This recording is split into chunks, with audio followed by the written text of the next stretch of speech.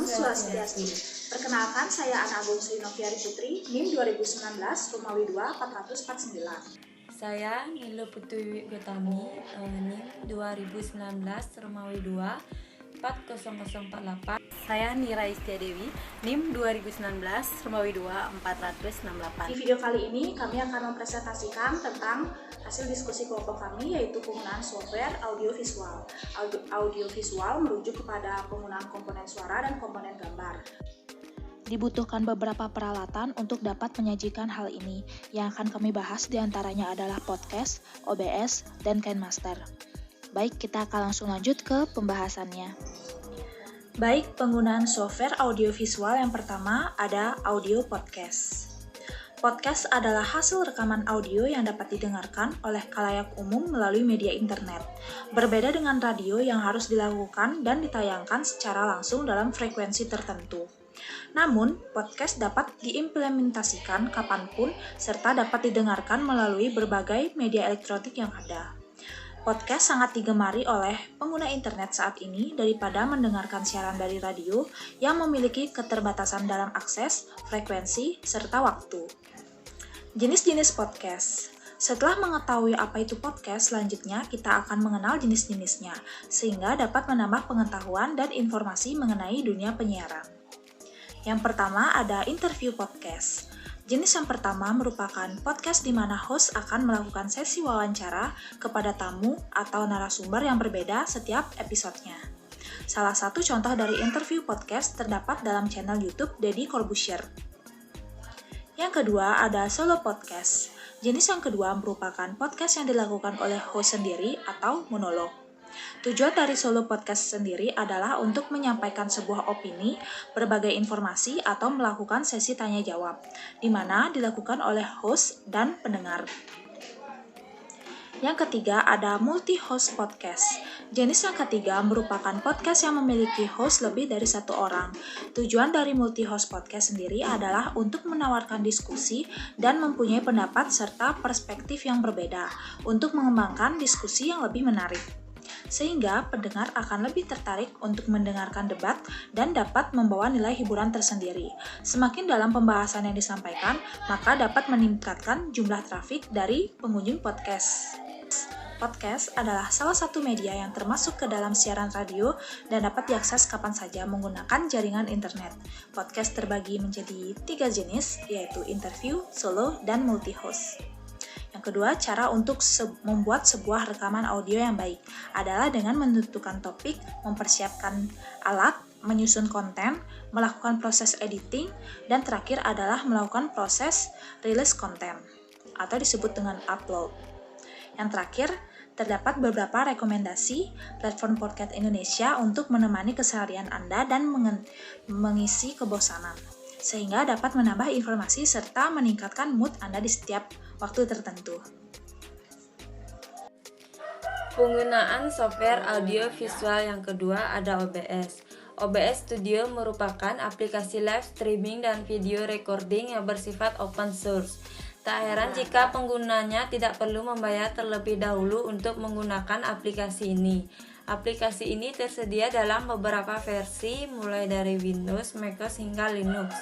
OBS Studio cukup ringan saat digunakan sehingga tidak membutuhkan laptop maupun PC dengan spesifikasi tinggi. Dengan bantuan OBS Studio, Anda bisa melakukan berbagai hal pada saat live streaming seperti menambahkan gambar, suara, hingga mengatur peletakan objek. Anda bisa dengan mudah melakukan live streaming di YouTube, Instagram, dan berbagai platform lainnya. Cocok untuk Anda yang ingin lebih kreatif dalam menjalani aktivitas digital. Cara menggunakan OBS Studio agar selama menggunakan OBS Studio tidak banyak kendala, sangat disarankan untuk Anda menggunakan laptop maupun PC yang memiliki spesifikasi menengah ke atas. Khususnya jika Anda ingin melakukan live streaming menggunakan aplikasi ini. Pastikan kalian sudah memiliki key terlebih dahulu yang bisa didapatkan melalui halaman live streaming kanal YouTube masing-masing. Setelah itu masuk ke bagian File Settings pada OBS. Buka bagian Stream, kemudian pilih YouTube pada bagian Service, lalu masukkan streaming key tadi pada kolom stream key, kemudian klik Apply. Mulai streaming. Pada tahap ini Anda bisa langsung memulai live streaming. Caranya dengan mengklik tombol Start Streaming pada bagian Kontrol. Pastikan laptop atau PC yang digunakan mendapatkan akses internet yang cepat dan stabil. Jika Anda ingin menggunakan OBS Studio hanya untuk keperluan recording, pada saat penginstalan aplikasi tersebut bisa memilih Optimize Just for Recording. Buka aplikasi OBS Studio. Buka terlebih dahulu aplikasi OBS yang terinstall di laptop atau PC Anda. Pilih sumber mana yang akan kalian rekam. Jika ingin merekam seluruh layar yang tampil, bisa memilih Display Capture di bagian Source. Caranya dengan mengklik tombol plus, kemudian pilih sesuai keinginan. Anda juga bisa menambahkan teks atau objek lainnya agar hasil recording lebih bagus. Lakukan pengaturan untuk tahap ini sebenarnya opsional. Anda bisa mengaturnya atau tidak dengan keinginan. Mulai recording. Setelah pengaturan selesai, Anda bisa langsung memulai recording dengan mengklik tombol start recording. Perlu diketahui selama recording seluruh tampilan layar akan terekam. Agar hasil rekamannya bagus, Anda bisa menonaktifkan notifikasi dari aplikasi muncul yang mungkin akan muncul pada saat recording. Penggunaan software audio visual yang ketiga ada KineMaster. KineMaster adalah sebuah aplikasi smartphone yang khusus digunakan untuk keperluan editing. Video ini pertama kali dirilis pada tahun 2013, tepatnya pada tanggal 26 Desember 2013. KineMaster mengusung tampilan yang cukup simpel, akan tetapi menyimpan fitur yang cukup powerful. Pada saat pertama kali sobat membuka aplikasi ini, sobat hanya akan menemukan 4 tombol dengan background yang mendominasi tampilan awal aplikasi KineMaster. Beberapa tombol utama yang disungguhkan oleh aplikasi KineMaster adalah tombol New Products, Setting, Help, dan Store Picture. Fungsi KineMaster seperti ulasan sebelumnya. KineMaster merupakan aplikasi yang digunakan untuk pengolah video. Dengan aplikasi ini, sobat dapat membuat video hanya dengan menggunakan perangkat smartphone.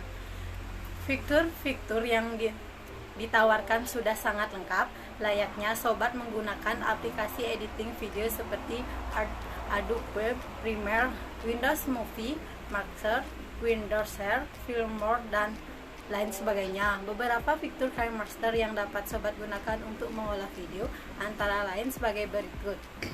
Project Assistant. Fitur KineMaster yang satu ini memungkinkan sobat untuk membuat sebuah project video step by step, mulai dari memilih video yang akan diedit, memilih tema, memasukkan filter audio, sampai merender sampai editing video. Dengan adanya fitur ini sangatlah membantu sobat komputer yang baru menggunakan aplikasi KineMaster.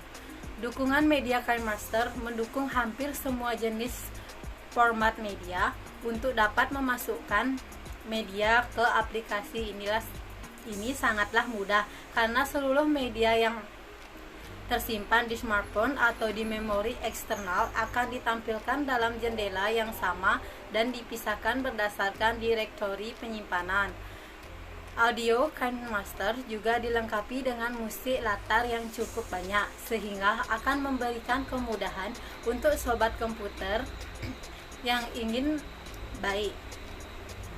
memberikan background suara baik melalui musik assistant, SFX, Aztec rekam, atau dengan menggunakan musik yang tersimpan dalam memori smartphone sobat.